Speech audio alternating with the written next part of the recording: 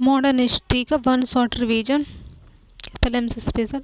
तो जाट राज्य, इसके संस्थापक कौन थे? तो चूड़ामन और बदन सिंह थे। चूड़ामन और बदन सिंह किसान और छोटे जमींदार थे। दिल्ली, आगरा और मथुरा के क्षेत्र में थे। दिल्ली में, आगरा, मथुरा। इनका केंद्र था भरतपुर। बाद में पश्चिम उत्तर प्रदेश और हरियाणा के कई जिले बने इनके केंद्र। फिर सूरजमल ने 1756 से 1763 में जाट जाति का प्लेटो या अफगानातून दार्शनिक है। जाट जाति का ओडियासी राजा था। अवध के सफदरजंग के साथ दिल्ली पर हमला। अवध के जो सफदरजंग है उनके साथ दिल्ली पर हमला हुआ और पुरानी दिल्ली को लूट लिया इन्होंने। अब्दाली के हमले से कूटनीतिक रूप से जाट राज्यों को बचाया। फिर राणा रणजीत सिंह 1799 से 1839 में सिख मिसालों को शुक्रजकीय मिसल के एकत्रित किया इन्होंने। सिख शुक्रजकीय मिसलों से एकत्रित किया। कश्मीर, लाहौर, पेशावर, मुल्तान पर कब्जा की। कश्मीर में, लाहौर में, मुल्तान पेशावर पर कब्जा किया। लाहौर में तोपखाना खोला। तो लाहौर में तोपखाना। अमृतसर के हरमिंद साहब में, अमृतसर है तो अमृतसर के हरमिंद साहब में संगमरमर और सोने से मढ़वाया था तो स्वर्ण मंदिर कहलाने लगा। तभी से स्वर्ण मंदिर कहलाने लगा। अमृतसर सतलज नदी संधि, अमृतसर से सतलज नदी हुई वहाँ 1809 में। उसके बाद सेना और सरदारों का प्रभुत्व। फिर आंग्ल सिख युद्ध के बाद अंतर सिख राज्य का विलय हो गया।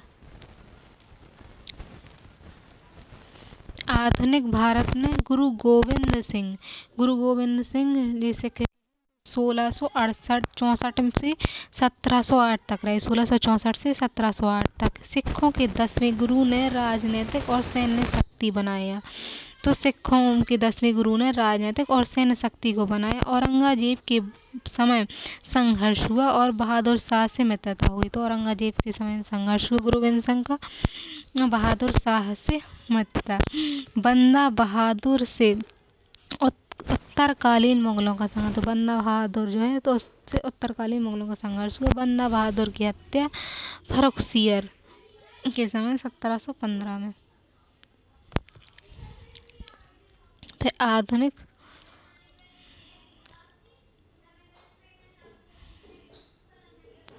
मराठा साम्राज्य।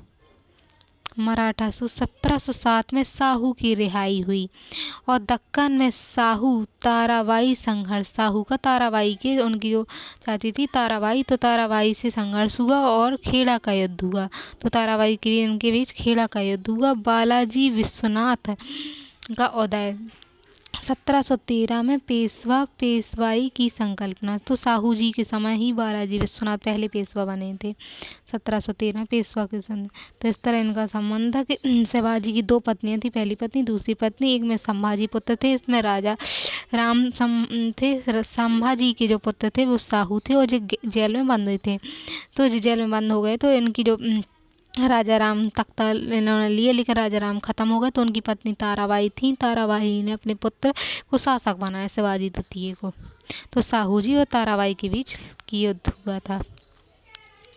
पेशवा बालाजी जो विश्वनाथ पहले पेशवा थे 1713-1720 में पेशवा युग की शुरुआत हुई। मराठा राज्य को एक साम्राज्य बनाया इन्होंने। फिर कोल्हापुर छोड़कर पूरा दक्षिण भारत प्रभुत्व में था इनके। कोल्हापुर को छोड़कर दिल्ली की संधि की 1719 में। दिल्ली संधि की मुगल दरबार का अपना प्रभाव बनाया।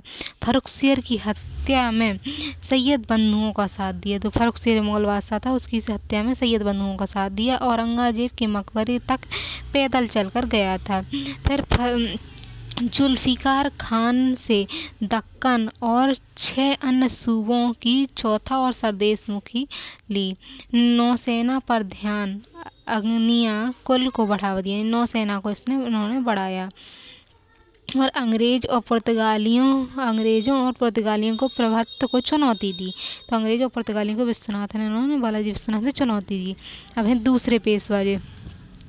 तो दूसरे पेशवा बनते हैं बाजीराव प्रथम, दीवानी मस्तानी वाले, 1720 से 40 में। तो महाराणा शक्ति का मालवा, गुजरात और बुंदेलखंड तक विस्तार। तो महाराणा शक्ति मालवा आ गई, गुजरात और बुंदेलखंड में विस्तार कर लिया। और 1737 में दिल्ली पर हमला, मुगल बादशाह बंदी बना लिया इन्होंने। उत्तर की ओर बढ़ने की नीति अपनाई। मुगल साम्राज्य के ताने बाने पर प्रहार करो, तने पर प्रहार कर, उनका कहना था तने पर प्रहार करो, शाखाएं अपने आप गिर जाएंगी। निजाम जंजीर की संधियों और पुर्तगालियों के खिलाफ अभियान। तो निजाम से जंजीरा की संधियां और पुर्तगालियों के खिलाफ इसने अभियान किया। पुर्तगालियों से 1739 में बसीन छीन लिया था, जो मुंबई के निकट था बसीन, वो इन्होंने छीन लिया।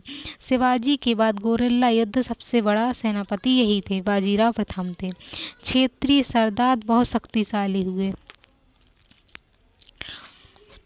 फिर आधुनिक मराठा सरदार, तो मराठा के जो सरदार थे तो जो बट गए थे, तो उसमें गायकवाड़ बड़ोदरा का था, इनमें दामाजी गायकवाड़ थे। होलकर इंदौर में, तो मल्हार राव होलकर थे। सिंधिया ग्वालियर में, महादाजी सिंधिया या आलमगीर द्वितीय को दिल्ली लाए थे और अमीर उल उमरा की उपाधि दी थी उन्हें। भोसले नागपुर में थे, राघोजी भोसले थे नागपुर में, रघुजी भोसले। पेशवा तीसरे पेशवा हैं जी, और अंतिम है पेशवा बालाजी बाजीराव। तो 1700, नाना साहब कहते थे इन्हें, 1740 से 61 तक रहे। नाना साहब भी कहा जाता था। साहू ने अंतिम वसीयत, जो साहू थे तो साहू ने अंतिम वसीयत में 1739 में इनके नाम कर दी और राजा का पद अब समाप्त हो गया। मराठा काल का उत्कर्ष काल है।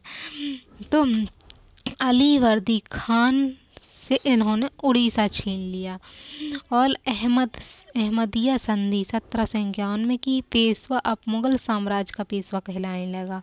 तो जब मुगल साम्राज्य की पेशवा कहलाने लगे और पूरा मराठा साम्राज्य इन्हीं के अंदर आ गया। राजधानी पूना स्थानांतरित की। अहमद शाह अब्दाली के साथ पानीपत का तीसरा युद्ध हुआ 1761 में। अहमद शाह दुरानी अब्दाली का हमला और पानीपत का तीसरा युद्ध तृतीय 1761 में हुआ। तो 1748 में से 1761 तक कई आक्रमण हुए। 1748 से 1767 तक कई आक्रमण हुए। 1756 से 1757 में दिल्ली पर कब्जा कर लिया। 1756-1757 में दिल्ली पर कब्जा कर लिया। मोहम्मद शाह रंगीला की पुत्री के साथ विवाह हुआ। तो मोहम्मद शाह रंगीला है, उसकी पुत्री के साथ विवाह हुआ और वापसी में स्वर्ण मंदिर लूटा। अब्दाली के वापस जाने पर पेशवा ने लाहौर, मुल्तान और कश्मीर वापस ले ली। तो अब्दाली के वापस जाने पर पेशवा ने लाहौर ले लिया और मुल्तान और कश्मीर वापस ले ली। 1760 में अब्दाली ने जिहाद की घोषणा की और आक्रमण का निर्णय लिया। मराठों ने उत्तर भारत में अपने प्रभुत्व को चुनौती दी।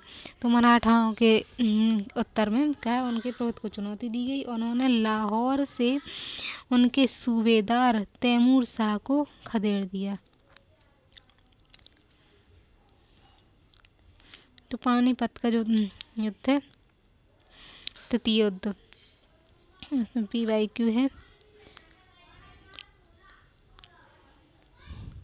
पानीपत का तृतीय युद्ध तो ये 14 जनवरी 1761 में हुआ था। मराठे और अब्दाली के बीच हुआ था।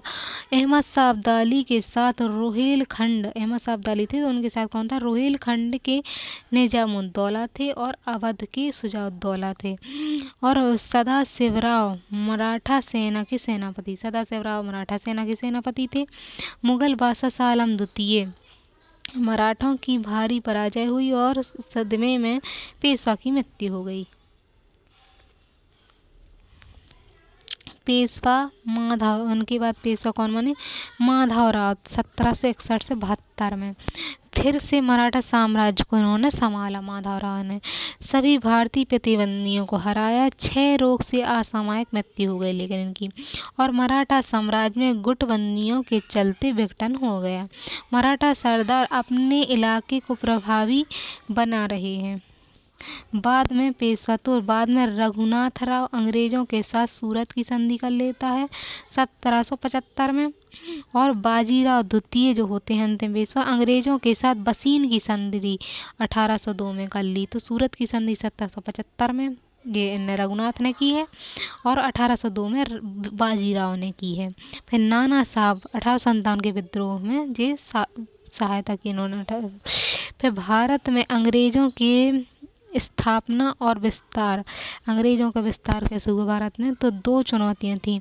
फिर अंग्रेजों के विस्तार की थी यूरोपीय शक्ति यानी फ्रांसीस दे रही थी, और भारतीय शक्ति। भारतीयों में मैसूर लड़ रहे थे, मैसूर में मराठा युद्ध और सिख, ये चुनौतियां भारत से थी। तो एक एक करके अंग्रेजों ने उसे मतलब निकाला अपने को। फिर आंग्ल फ्रेंच संघर्ष यानी कर्नाटक युद्ध हो रहे थे फ्रांसीसियों से। कर्नाटक युद्ध 1746 से 63 में हुआ। प्रथम आंग्ल फ्रेंच युद्ध या कर्नाटक युद्ध 1746 से 48 में हुआ। 46 से 48 जो युद्ध 1746 से 63 तक चले थे, उसमें से 46 से 48 में हुआ था पहला वाला। इसका कारण ऑस्ट्रिया के उत्तराधिकार का संघर्ष था। यूरोप का राज्य था ये ऑस्ट्रिया। परिणाम था एला शिपॉल की संधि हो गई थी और 1748 में समाप्त हो गया। फ्रांसीसी सेनापति डुप्ले और ब्रिटिश सेनापति लावर्दने इसमें थे। 1746 में फ्रांसीसियों ने मद्रास पर कब्जा कर लिया। 46 में क्या है? फ्रांसीसियों ने मद्रास पर कब्जा कर लिया था 46 में, और ब्रिटिशों को बड़ी क्षति हुई। फ्रेंच सेना दक्षिण भारत में मजबूत हुई थी। तो 1748 में एक्स ला सापेल की संधि हुई और युद्ध समाप्त हो गया। इस संधि के अनुसार मद्रास ब्रिटिशों को लौटाना पड़ा, तो फ्रेंच से मद्रास ब्रिटेन को लौट गया। यह युद्ध भारत में ब्रिटिश और फ्रेंच प्रतिस्पर्धा की शुरुआत मानी जाती है कि पहली बार फ्रेंच मतलब इनके साथ स्पर्धा हो रही थी। द्वितीय आंग्ल फ्रेंच युद्ध तो 1749 से 54 के बीच हुआ। यह कर्नाटक के उत्तराधिकार का युद्ध कहलाता है। डुप्ले की कूटनीति, इसमें डुप्ले की कूटनीति थी। कर्नाटक चंदा साहब बनाम अवनादी, तो कर्नाटक कौन लड़ रहा था? चंदा साहब बनाम नवाब अनवरुद्दीन। पे हैदराबाद में मुजफ्फर जंग बनाम नरसिंह जंग। हैदराबाद में मुजफ्फर जंग बनाम नरसिर जंग।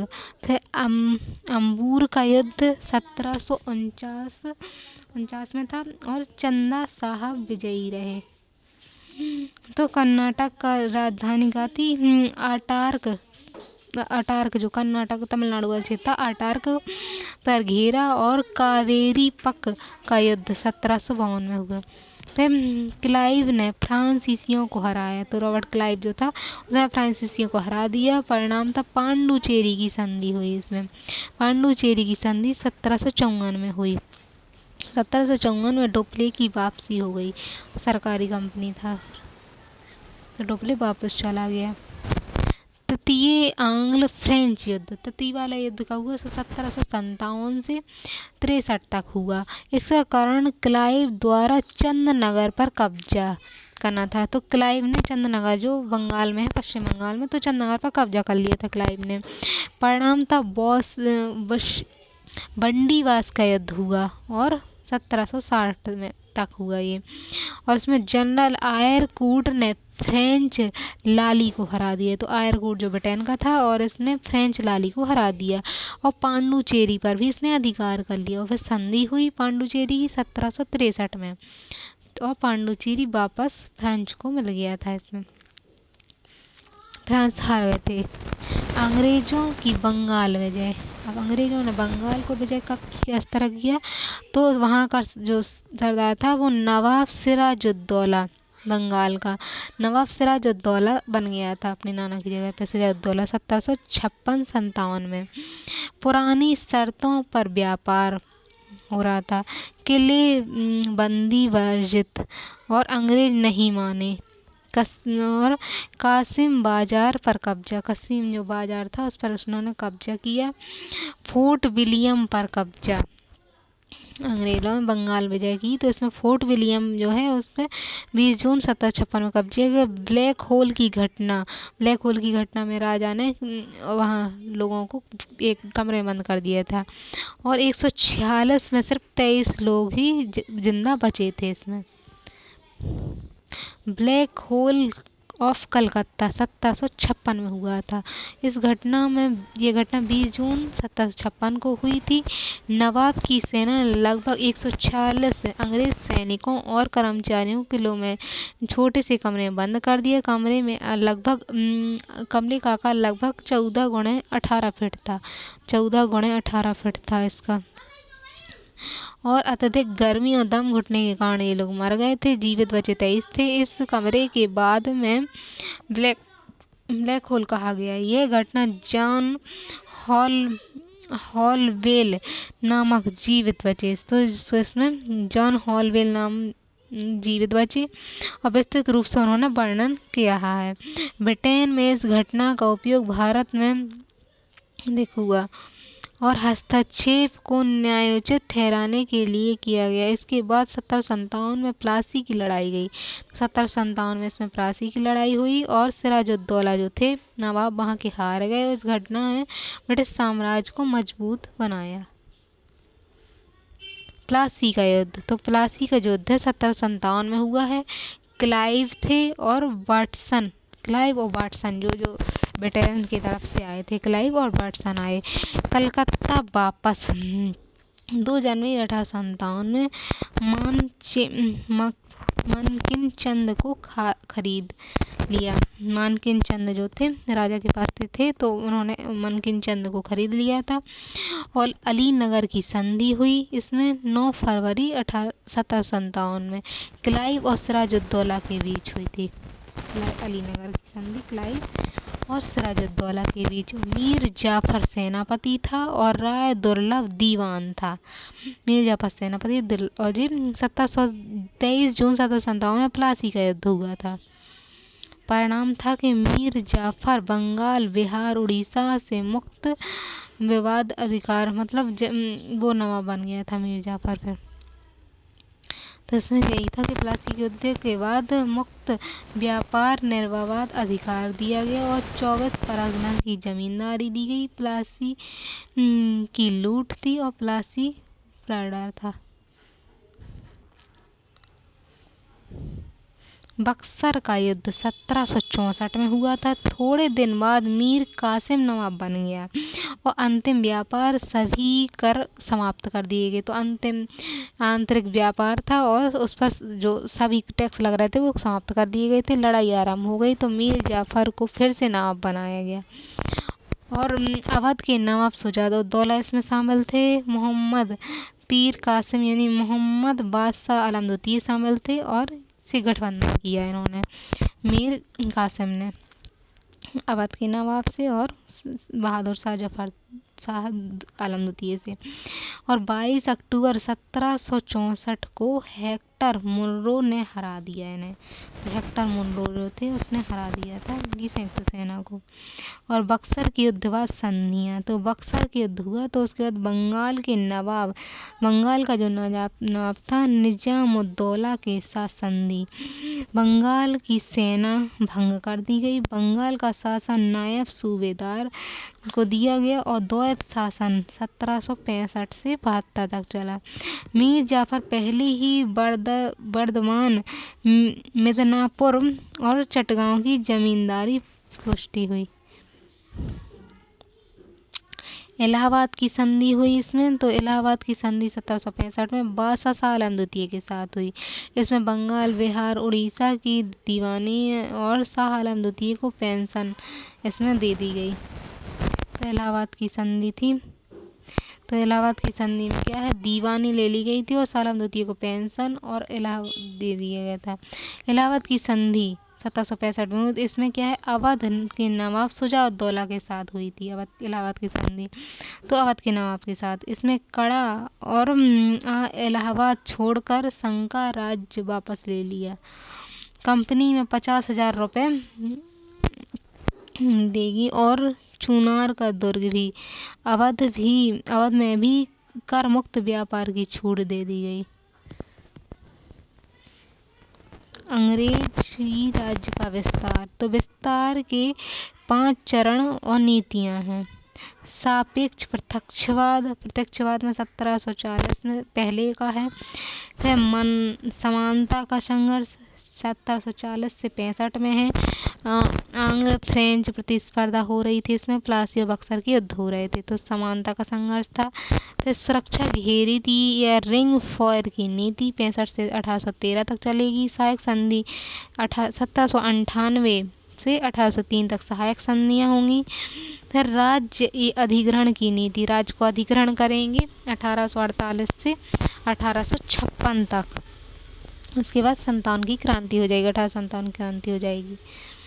तो प्रथम आंग्ल मैसूर युद्ध, इसमें मैसूर युद्ध होगा पहला वाला, मैसूर 1767 से 69 में हुआ मैसूर युद्ध। और ये हेस्टिंग के समय हुआ। निजाम के साथ हैदर का गठबंधन, निजाम जो था, निजर के साथ हैदर का इसमें गठबंधन हुआ। बाद में निजाम ने साथ छोड़ दिया, परिणाम था मद्रास की संधि 1769 में हुई। द्वितीय आंग्ल मैसूर युद्ध, तो इसमें हैदर अली ने भाग लिया था। द्वितीय मैसूर युद्ध जो 1780 से 84 में चला। फिर हैदर और निजाम और मराठों का गठबंधन था, तो इसमें हैदर अली था, निजाम थे ये कुछ और मराठे थे। गठबंधन था। हैदर का आरकट पर अधिकार, हैदर ने क्या किया, आरकट पर अधिकार कर लिया था, जो कर्नाटक वो तमिलनाडु वाला क्षेत्र कर्नाटक कहलाता था, तो आरकट पर अधिकार कर लिया था। पोर्टो नोवा का युद्ध 1781 में हुआ। आयरकूट ने इन्हें हराया था, पराजित कर दिया।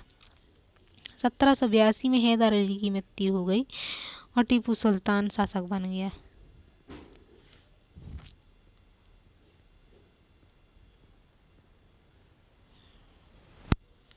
तृतीय आंग्ल मैसूर युद्ध 1790 से 91 में हुआ। कॉर्नवालिस के समय अंग्रेजों ने आक्रमण किया था, तो लॉर्ड कॉर्नवालिस थे, उस समय आक्रमण हुआ। निजाम और मराठों के साथ त्रिगुट बना लिए, तो निजाम ने क्या है, मराठों के साथ त्रिगुट बना लिया वहाँ के, और श्रीरंगपट्टनम पर आक्रमण हुआ।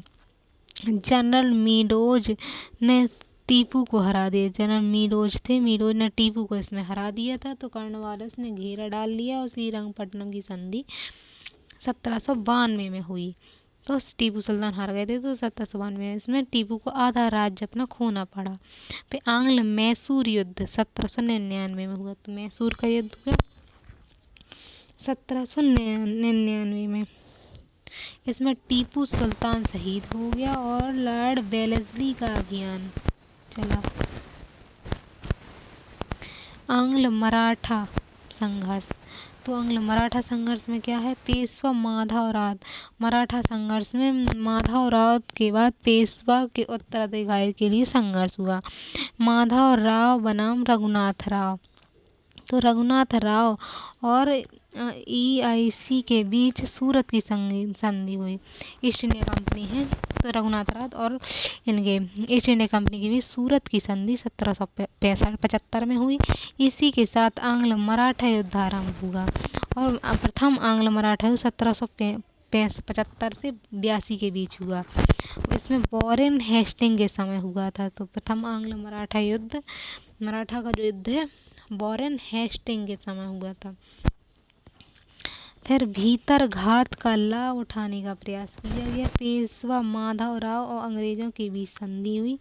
माधवराव अंग्रेजों के बीच तो सालवाई की संधि हुई। एक दूसरे के विजित क्षेत्र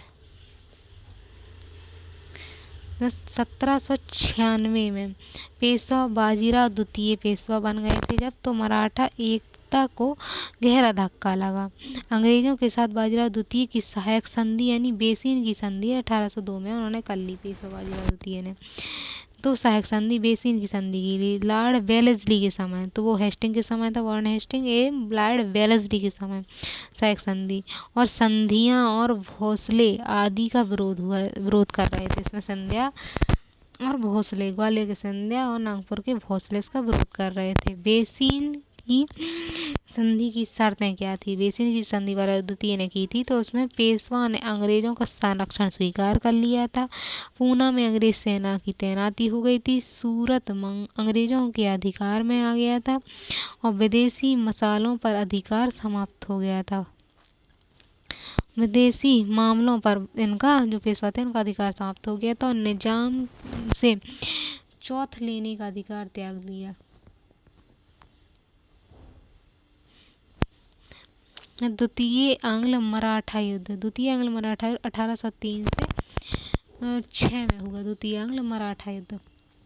इसमें भोसले, तो द्वितीय मराठा युद्ध में भोसले और सिंधिया ने बेसिन की संधि नहीं मानी, तो भोसले ने नहीं मानी, नागपुर के भोसले, ग्वालियर के सिंधिया ने नहीं मानी। होलकर पहले अलग रहे और बाद में लड़े। होलकर जो है इंदौर का होलकर तो पहले अलग रहे थे लेकिन बाद में वो लड़े थे। गायकवाड़ अंग्रेजों के साथ थे, तो गायकवाड़ जी गुजरात साइड वाले थे, तो ये अंग्रेजों का साथ दिया गायकवाड़ ने। तो वेलेस्ली और लॉर्ड लेक की सेना थी इसमें वेलेस्ली था और लॉर्ड लेक था, इनकी सेना थी। मराठा सरदार पराजित हो गए और दिल्ली अंग्रेजों पर पहली बार कब्जा किया। दिल्ली पर और अंग्रेजों पर पहली बार कब्जा 1803 में हुआ। देवगांव की संधि 1803 में भोसले, नागपुर के भोसले के साथ हो गई। सुरजियाना की संधि 1803 में सिंधिया जो थे ग्वालियर के सिंधिया के साथ सुरजियाना की संधि। देवगांव की भोसले के साथ, नागपुर के भोसले के साथ। और राजपूत घाट की संधि होलकर जो ग्वालियर इंदौर के थे, होलकर 1804 में होलकर के साथ राजपूत घाट की संधि। तो देवगांव, सुरजियाना, राजपूत घाट। सिंधिया और भोसले ने भी सहायक संधियां कर ली थी। फिर तृतीय आंग्ल मराठा युद्ध। तृतीय मराठा जो युद्ध है, तो मराठाओं के साथ युद्ध 1817 से 1818 में हुआ। पेशवा के नेतृत्व मराठा सरदारों का संघ, पेशवा जो था पेशवा के नेतृत्व मराठा सरदारों का संघ गायकवाड़ अंग्रेजों का साथ दिया। तो इसने गायकवाड़ ने अंग्रेजों का साथ दिया और गवर्नर जनरल लॉर्ड हेस्टिंग के समय हुआ था जी। लॉर्ड हेस्टिंग के समय तीसरा वाला युद्ध हुआ। इसे मराठा सरदार विजयी रहे, तो मराठा जो है सरदार इसमें विजयी रहे। फिर पूना संधि हुई। तृतीय आंग्ल मराठा युद्ध में ये लोग सही हुए। पूना की संधि हुई। पेशवा को गद्दी से उतार कर बिठूर भेजा गया और मराठा राज्य हड़प कर बॉम्बे प्रेसिडेंसी बनाई गई।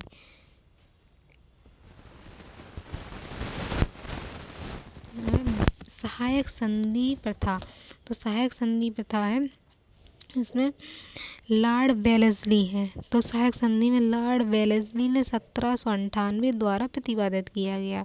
1798 लॉर्ड वेलेस्ली लाए थे इसे और नेपोलियन के खतरे से निपटने के लिए लाए थे। भारतीय राज्य और अंग्रेजों के बीच संधि हुई थी और सहायक संधि की शर्तें क्या थी? तो भारतीय राज्यों में सेना भंग कर दी जाएगी, अंग्रेजी सेना रखेंगे, रखरखाव की जिम्मेदारी भारतीय राज्यों की, तो रखरखाव अंग्रेजी सेना रखी जाएगी और रखरखाव भारत में होगा। भारत उनका खर्चा देगा। उनकी राजधानी में रेजिमेंट की राजधानी होगी, तो उसमें रेजिमेंट तैनात की जाएगी। विदेश मामलों पर अंग्रेज का नियंत्रण होगा। किसी दूसरे राजा से समझौता नहीं करेंगे और किसी अन्य व्यापारी को सेवा में नहीं रखेंगे। सहायक नीति संधि की स्वीकार करने वाले राज्य किसने स्वीकार? सबसे पहले तो हैदराबाद ने 1798 में स्वीकार कर ली थी। मैसूर ने 1799 में स्वीकार की। तंजौर ने 1799 में। अवध ने 802 में। पेशवा ने 802 में। सिंधिया ने 803 में और गायकवाड़ ने 803 में तो ये संधियाँ स्वीकार की।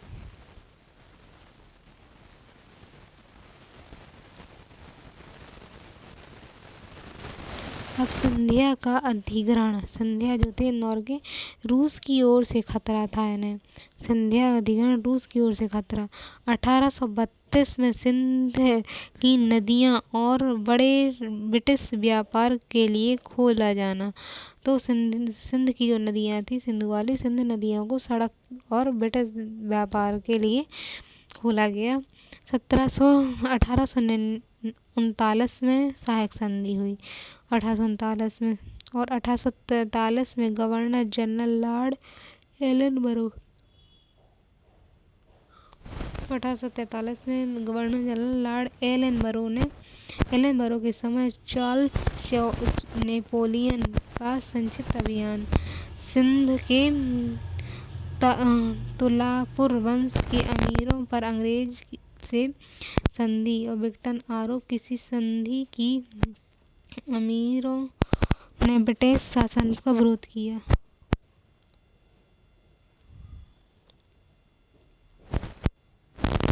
अरे मुख्य लड़ाई क्या थी? तो मैनी की लड़ाई थी, वर्ड ऑफ मैनी। तो इसमें 17 फरवरी 1843 का परिणाम था। इसमें ब्रिटिश विजय, सिंध का विलय ब्रिटिश भारत में हो गया। अंतिम अमीर कौन था? मीर शेर मोहम्मद को बनाया गया, और हार का सामना करना पड़ा। सिंध विलय हुई। नेपियर ने अपनी विजय के बाद लिखा है, प्रेस्टिव यानी लैटिन में मैंने पाप किया। यह व्यंग था जिसका अर्थ है मैंने संधिया लिया। आंग्ल सिख युद्ध। सिखों के साथ महाराणा रणजीत सिंह के बाद सत्ता पर सेना हावी हुई। तो महाराणा रणजीत सिंह जब खत्म हुए तो सत्ता पे क्या है, अंग्रेजी सेना हावी हुई। और दरबारी झगड़े, स्थानीय सरदारों की शक्ति, सिखों के लूट का लाभ उठाने की नीति, सिखों को लूटने की नीति बनाई इन्होंने। प्रथम आंग्ल सिख युद्ध 1845-46 में हुआ। इसमें गवर्नर लॉर्ड हेस्टिंग थे, लॉर्ड हेस्टिंग के समय हुआ। प्रधानमंत्री और सेनापति को अंग्रेजों ने अपनी ओर मिला लिया। तो प्रधानमंत्री सेनापति को अंग्रेजों ने अपनी ओर मिला लिया। इसमें वह लाहौर की संधि 1886 में हुई। लाहौर की संधि 1886 में। जालंधर द्वीप पर कब्जा। लाहौर की संधि हुई 1886 में। जालंधर द्वीप पर कब्जा किया। जम्मू कश्मीर डोगरा राजा गुलाब सिंह को बेच दिया। तो जम्मू कश्मीर को किसको बेच दिया? डोगरा राजा बहादुर सिंह को बेचा। और सहायक संधि थोपी गई। सर हेनरी लॉरेंस पहले रेजिडेंट थे। द्वितीय आंग्ल सिख युद्ध, सिखों का जो दूसरा युद्ध है वो 1848 से 1849 ईस्वी तक है। 1848 में कई विद्रोह हुए।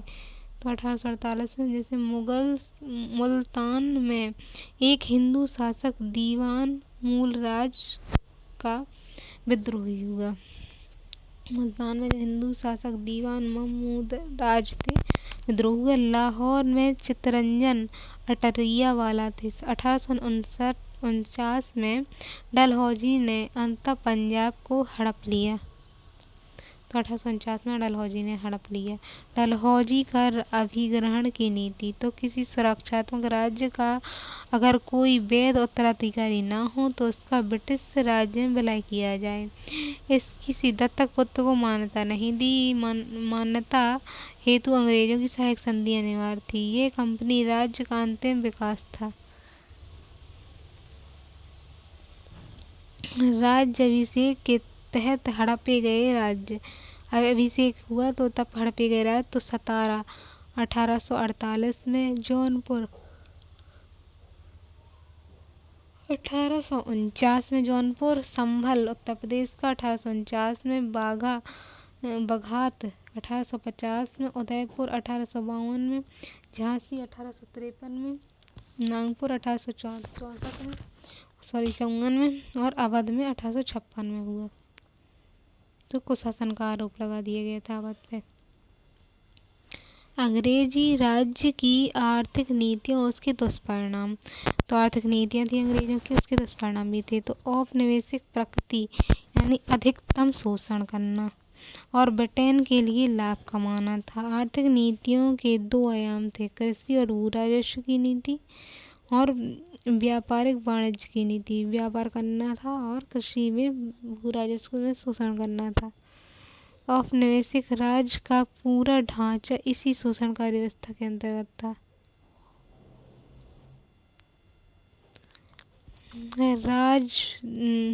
भू राजस्व नीति। भू राजस्व नीति कौन है? तो बोरिंग हेस्टिंग की भू राजस्व नीति। तो बोरिंग हेस्टिंग उस समय थी, तो बोरिंग हेस्टिंग ने भू राजस्व की नीतियाँ बनाई हैं। भू राजस्व वसूली के अधिकार की नीलामी। तो भू राजस्व है, तो भू राजस्व वसूली के अधिकार, वसूलते हैं जो, वसूल के अधिकार की नीलामी कर दी गई। 5 साल की अवधि के लिए। बोली और वनस्पति आय में अंतर। लॉर्ड कॉर्नवालिस ब्रिटिश भू राजस्व नीति के जानकार थे। 3 प्रकार की भू राजस्व नीतियाँ लाई गई। स्थायी बंदोबस्त, जमींदारी व्यवस्था या इमराती सी कहते हैं। तो हम भू राजस्व की व्यवस्था है, 3 नीतियाँ हैं। स्थायी बंदोबस्त है, इसमें जमींदारी व्यवस्था है और इमारती बंद है। रेतवाड़ी व्यवस्था है, मालवाड़ी व्यवस्था है।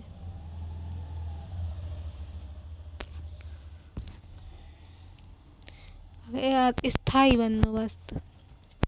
स्थायी बंदोबस्त व्यवस्था समझौते की प्रकृति कैसी है? तो इसमें स्थायी बंदोबस्त में राज्य और जमींदार के बीच समझौता हुआ है। और फिर इसमें उड़ीसा और बनारस और उत्तर कर्नाटक में है। ब्रिटिश साम्राज्य के ब्रिटिश साम्राज्य है, तो ब्रिटिश साम्राज्य के 19% भाग पर लागू है स्थायी बंदोबस्त व्यवस्था। 19% भाग पर लागू की। विशेषकर जमीन है जो, तो जमीन को भूस्वामी को मान लिया गया और किसानों को पट्टा देने का अधिकार। तो किसानों को क्या है? पट्टा देने का अधिकार दिया गया। किसान का जमीन पर अधिकार समाप्त हो गया और स्थानीय किसान समुद्री पर अधिक अधिकार समाप्त हो गया। स्थानीय संसाधन जो थे उन पर अधिकार इन किसानों को समाप्त हो गया। स्थायी बंदोबस्त यानी बढ़ाया नहीं जाएगा। स्थायी बंदोबस्त है, उसे बढ़ाया नहीं जाएगा। भू राजस्व 10 से 11 भाग राज्य को और 1/11 भाग जमींदार को मिलना था। इसमें जमींदार के राजनीतिक सहयोग बने और अंग्रेजों के राजनीतिक सहयोग बने और जमींदार की जमीन जब्त करने का अधिकार राज्य को पानी यानी राज्य की वास्तविक भूमिका। सूर्यास्त कानून। सूर्यास्त कानून नियत दिन की सूर्यास्त तक भू राजस्व जाम न करने पर जमींदारी की नीलामी।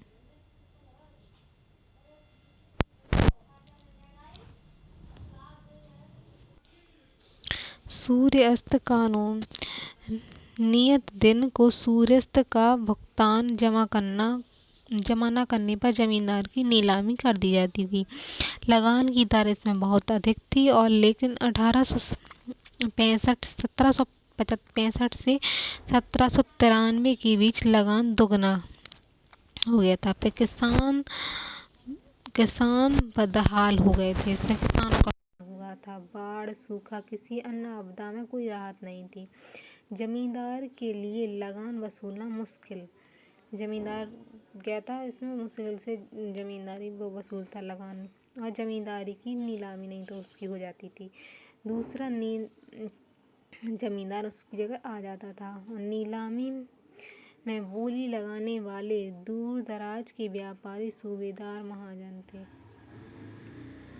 आधुनिक भारत में रैयतवाड़ी व्यवस्था। तो रैयतवाड़ी व्यवस्था लॉर्ड हेस्टिंग के समय आई थी। रैयतवाड़ी व्यवस्था कौन लाया था? Lord Hasting. लॉर्ड हेस्टिंग के समय आई थी 1820 के बाद। मद्रास में कर्नल रीड और टॉमस मुनरो, बम्बई में गवर्नर एल्फिंस्टन द्वारा लागू की गई थी। मद्रास, मुंबई, असम में, मद्रास में, मुंबई में, असम में और पूर्वी बंगाल में, कुर्ग कर्नाटक में ब्रिटिश साम्राज्य के कुल 51% क्षेत्र में लागू हुई थी रैयतवाड़ी व्यवस्था। हेस्टिंग लाए थे इसे। समझौते की प्रगति तो राज्य और किसान के बीच थी। किसान भू राजस्व न दे सका तो जमीन की नीलामी हो जाएगी और 20 से 30 वर्ष में लगान पुनः निर्धारण किया जाएगा। लगान की वसूली नगद में की जानी थी। महालवाड़ी व्यवस्था हॉट मैकेंजी का विचार था। महालवाड़ी व्यवस्था हॉट मैकेंजी का विचार था। 1822 में लागू हुई। लॉर्ड विलियम बेंटिक के समय, वो हेस्टिंग के समय थी, विलियम बेंटिक के समय थी, विस्तार हुआ और जमींदारी व्यवस्था का संशोधित रूप था। इसमें पंजाब, गंगा यमुना द्वीप, बंगाल और पश्चिम उत्तर प्रांत और मध्य भारत में कुछ क्षेत्रों में लागू हुई थी। ब्रिटिश साम्राज्य के 30% हिस्से क्षेत्र पर लागू हुई थी। समझौते की प्रगति कहती थी तो राज्य और महाल के बीच थी, यानी गांव के जो थे महाल, जहाँ गांव की संयुक्त भूमि का अधिकार था। कभी कभी यह महाल कई गांव थे। आधुनिक भारत में तो महाल की ओर मुखिया प्रतिनिधित्व है। राज्य और महल के मुखिया के बीच समझौता था। राज्य में और महाल का जो मुखिया होता था उसके बीच होती थी ये महाल वाली व्यवस्था। महाल की जमीन किसानों को पट्टे पर, इसमें क्या है, किसान पट्टे पर लगान लेते थे। लगान न देने की दशा पर पट्टा निरस्त कर दिया जाता। लगान पूरे महल पर, किसान पर नहीं। पूरे लगान महाल पर लगता था, न कि किसान पर। लगान की वसूली लंबदार को थी और राजस्व वसूली नकदी में होती थी। आधुनिक भारत तो अंग्रेजी भू राजस्व नीति की आलोचनाएं हैं कि इसमें भू राजस्व प्रणाली का अंत किया गया।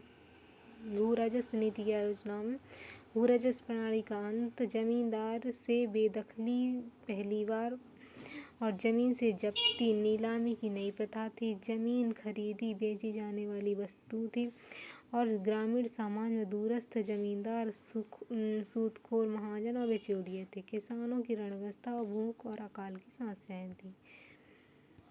तो ब्रिटिश व्यापार वाणिज्यिक नीति 3 चरण में थी। ब्रिटिश की व्यापार नीति वाणिज्यिक पूंजीवाद का चरण 1757 से 1813 तक चलेगा पूंजीवाद में।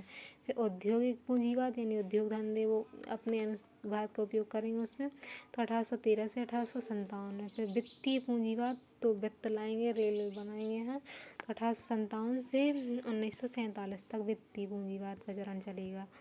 तो इसमें वाणिज्यिक पूंजीवाद का युग है। वाणिज्यिक पूंजीवाद 1857 से 1813 तक। इसमें कर मुक्त व्यापार की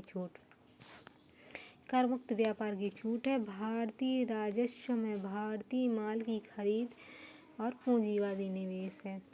भारत के माल की खरीद करेंगे और अन्य यूरोपीय व भारतीय प्रतिस्पर्धी दौर से बाहर। तो अन्य यूरोपीय जो हैं और भारत वाले भी हैं तो इस प्रतिस्पर्धा दौर से बाहर हो जाएंगे। बुनकरों पर अत्याचार है। कच्चे कपास की बिक्री पर एक अधिकार है।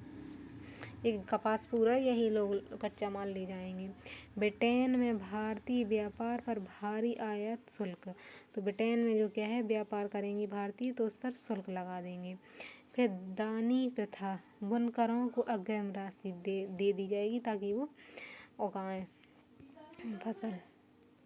औद्योगिक पूंजीवादी का युग 1813 से 1857। तो इसमें औद्योगिक धंधे वहाँ लग गए हैं ब्रिटेन में। तो ब्रिटेन में औद्योगिक क्रांति से सूती वस्त्र का केंद्र बन गया।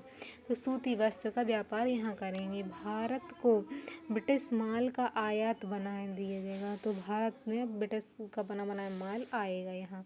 और भारत का कच्चा माल यानी कपास का निर्यात होगा, उत्पादित माल का आयात होगा। 1813 के चार्टर एक्ट में कंपनी का भारतीय व्यापार का एक अधिकार समाप्त हो जाएगा 13 में। और अब ब्रिटेन की जगह और भी पूंजीपति यहाँ आएंगे जो अपना माल बेचेंगे। मुक्त व्यापार एडम स्मिथ ने दिया था मुक्त व्यापार का सुझाव। सभी प्रतिस्पर्धियों को समान अवसर देना चाहिए और ब्रिटिश व्यापारियों के पास एकत्र पूंजी के निवेश का दर्शन। एक तरफा मुक्त व्यापार भारतीय व्यापारी दौड़ से इसमें बाहर हो गए हैं। वित्त पूंजीवाद इस वाले चरण में ब्रिटिश पूंजीपति के भारत में निवेश का योग है। तो ब्रिटेन की जो पूंजी है वो उसका निवेश भारत में होगा। जैसे रेलवे में आदि के विकास में ब्रिटेन पूंजी का निवेश होगा, भारत में रेल का विकास होगा। भारत में रेल लाइन बिछाने का पहला सुझाव 1831 में मद्रास प्रेसिडेंसी में 1831 में आया और मद्रास प्रेसिडेंसी में। भारत में भाप शक्ति से चलने वाली रेल चलाने का पहला सुझाव 1834 में इंग्लैंड में आया। भारत में पहली रेल लाइन और आवागमन की शुरुआत, भारत में रेल लाइन आएगी और आवागमन की शुरुआत होगी 1853 में मुंबई और थाने के बीच 1853 में चलेगी। सरकारी और प्राइवेट दोनों कंपनियों द्वारा विकास होगा। ये सरकार विकास करेगी और वहाँ इंग्लैंड की प्राइवेट कंपनियाँ भी। और भारी मुनाफा और ब्याज यहाँ से वसूल करेंगी। पूरी तरह ब्रिटिश पूंजीवाद पर निवेश होगा। ब्रिटिश शासन का भारत पर आर्थिक प्रभाव, तो भारत पर आर्थिक प्रभाव होगा कि भारत का औपनिवेशीकरण होगा। परंपरागत अर्थव्यवस्था जो चल रही थी उसका विघटन होगा। कृषि का वाणिज्यीकरण हो, कृषि में जो उनके होने चाहिए जिस तरह की फसलें वैसी उगाई जाएंगी। कृषि उपनिवेश बनाया जाएगा। ग्रामीण अर्थव्यवस्था पर दबाव होगा। भूमि का विखंडन, भूमि जो है विखंडित हो जाएगी और भूमिहीन लोग हो जाएंगे। कृषि में ठहराव और अवनति यानी कृषि उत्पादकता घटेगी। किसानों की अभूतपूर्व निर्धनता और ऋणग्रस्तता और अकाल आ जाएगा। इसमें औद्योगिकरण यानी भारत के उद्योग धंधे चौपट हो जाएंगे और भारतीय उद्योग धंधों का विनाश और हथकरघा उद्योगों का पतन, पुराने उद्योग नगरों का पतन, धन की निकासी, भारत से धन बस जाएगा यहाँ से। अंग्रेजों के समय पड़ने वाले अकाल और ब्रिटिश अकाल नीति, तो सबसे भयावह अकाल 1860-61 में पश्चिम उत्तर प्रदेश में पड़ा। 1865-66 में उड़ीसा, बंगाल, बिहार, मद्रास में हुआ। 1868 और 70 में पश्चिम उत्तर प्रदेश, मुंबई में अकाल पड़े हैं जितने सारे। 1876 से 78 में मद्रास, मैसूर, हैदराबाद, उत्तर प्रदेश, पंजाब में। 96-97 में देसी व्यापारी और 1899-90 में देश व्यापी व्यापार, तो देश व्यापी अकाल पड़े हैं जी 96-97 में, 1899 और 1900 में और 1943 में बंगाल में। ब्रिटेन की अकाल समितियाँ, तो जब अकाल पड़ा तो अकाल समितियाँ बनाई गई। तो अकाल समितियों में कर्नल वॉयड समिति 1860-61 में बनी। कर्नल वॉयड समिति 1860-61 में। जॉर्ज कार्लवेल समिति 66 में। तो कर्नल वॉयड समिति 61 में, जॉर्ज कार्लवेल समिति 66 में। इसने उड़ीसा अकाल समिति भी कहते हैं। पहला आयोग कौन था? तो सर रिचर्ड स्टेंजी आयोग था। सन 1878 में गठित हुआ और 1880 में इसने अपनी रिपोर्ट दी। अकाल कोष के निर्माण का सुझाव दिया कि अकाल के लिए कोष बनाया जाए। 1880 में रिपोर्ट दी थी। राहत की लागत स्थानीय कोष से, तो राहत है तो राहत की लागत स्थानीय कोष बनाया जाए। राहत ऐसे दें कि लोग उस पर निर्भर हो जाएं। खाद्यान्न व्यापार में हस्तक्षेप, तो अकाल संहिता 1883 में अकाल संहिता आई और इसमें स्टैची आयोग की सिफारिश पर, किसकी स्टैची आयोग की सिफारिश पर 1883 में अकाल संहिता। और अकाल कोष का निर्माण हुआ। अकाल की स्थिति में निर्देश अकाल संहिता। दूसरा आयोग बना जेम्स लॉयल आयोग। तो जेम्स लॉयल आयोग बना दूसरा 1897 में गठित हुआ। पहला 83 में गठित हुआ, दूसरा 1897 में गठित हुआ और सिंचाई सुविधाओं के विकास में संतुष्टि। तीसरा आयोग कब है? तो तीसरा आयोग मैकडॉनल्ड आयोग है। तीसरा आयोग 1900 में गठित हुआ। तंत्र अकाल रोकने के लिए पूरे वर्ष काम करेगा। और फिर है वुडहेड आयोग 1843 में आएगा और इसे लॉर्ड बेबल द्वारा बंगाल में अकाल की जांच के लिए गठित किया गया था। तो बेबल द्वारा 1843 में। ब्रिटिश राज्य का संवैधानिक ढांचा। ब्रिटिश राज्य का संवैधानिक ढांचा 1857 तक। तो इसमें 1857 तक इसमें द्वैत शासन है। निजामत प्रशासन सांकेतिक रूप से बंगाल के नवाब पर। 1857 में क्या है? सांकेतिक रूप से प्रशासन बंगाल के नवाब के पास होगा। दीवानी और वित्त ईस्ट इंडिया कंपनी के पास है। विशेषताएं हैं इसमें कि बंगाल, बिहार, उड़ीसा का प्रशासन नवाब चलाएंगे और मुगल बादशाह के अधीन होगा। अप्रत्यक्ष शासन। तो 1857 तक इसमें अप्रत्यक्ष शासन चल रहा था। और कंपनी का प्रतिनिधित्व राजा या नायब नाजिम के पास। नायब नाजिम की नियुक्ति कंपनी द्वारा और नायब की नियुक्ति कौन? कंपनी कर रही थी। इसमें यह व्यवस्था ब्रिटिश हस्तक्षेप को टालने के लिए थी और यूरोपीय और भारतीय शक्तियों से दुश्मनी ना हो इसलिए। फिर राजस्व व्यवस्था कंपनी के पास आई। तो राजस्व व्यवस्था क्या है? अब राजस्व व्यवस्था उसके बाद कंपनी के पास आ जाएगी। भारतीय भू राजस्व से भारत का माल खरीदने की नीति। भारतीय जो भू राजस्व है, पैसा है, उसी से भारत का माल खरीदेंगे। भारतीय व्यापार पर कंपनी का अधिकार होगा। कंपनी व्यापार पूरी तरह कर मुक्त, यानी कंपनी कर मुक्त व्यापार करेगी। कंपनी अधिकारियों का निजी व्यापार भी कर मुक्त होगा। तो अधिकारी जो है उसमें उनका अधिकार भी कम। तो 1773 का इसमें रेगुलेटिंग एक्ट आया। पहला महत्वपूर्ण ब्रिटिश संसद कानून था। इसमें द्वैत शासन समाप्त किया गया। कंपनी के भारतीय राज्यों को ब्रिटेन की मान्यता। तो कंपनी है, तो कंपनी के भारतीय राज्यों को ब्रिटेन की मान्यता दी गई। बागडोर कंपनी के हाथ में। कंपनी का राज्य का केंद्रीकरण। कंपनी राज्य केंद्रीकरण हो गया। कंपनी राज अब ब्रिटिश संसद की निगरानी में आएगी। तो कंपनी स्वतंत्र रूप से की गई ब्रिटिश के नियंत्रण में आएगी संसद की। और गवर्नर अब गवर्नर जनरल होंगे। 1773 में गवर्नर जनरल बन गए। और कोर्ट ऑफ डायरेक्टर में परिवर्तन हुआ। तो कोर्ट ऑफ डायरेक्टर जो कंपनी को डायरेक्ट करता है उसमें परिवर्तन हुआ। कार्यकाल 1 वर्ष से बढ़कर 4 वर्ष हो गया। और डायरेक्टर की संख्या डायरेक्टर की संख्या 24 हो गई। कार्यकाल 1 से 4 वर्ष हो गया। 1000 पाउंड के शेयर पर मताधिकार। बंगाल प्रेसिडेंसी सर्वोच्च है।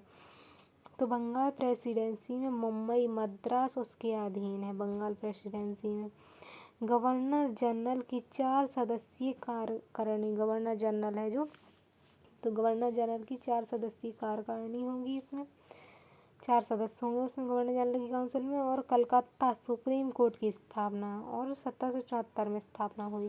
73 के रेगुलेटिंग एक्ट में कलकत्ता में सुप्रीम कोर्ट बनाया गया। 4 सदस्यीय कार्यकार परिषद होगी गवर्नर जनरल की।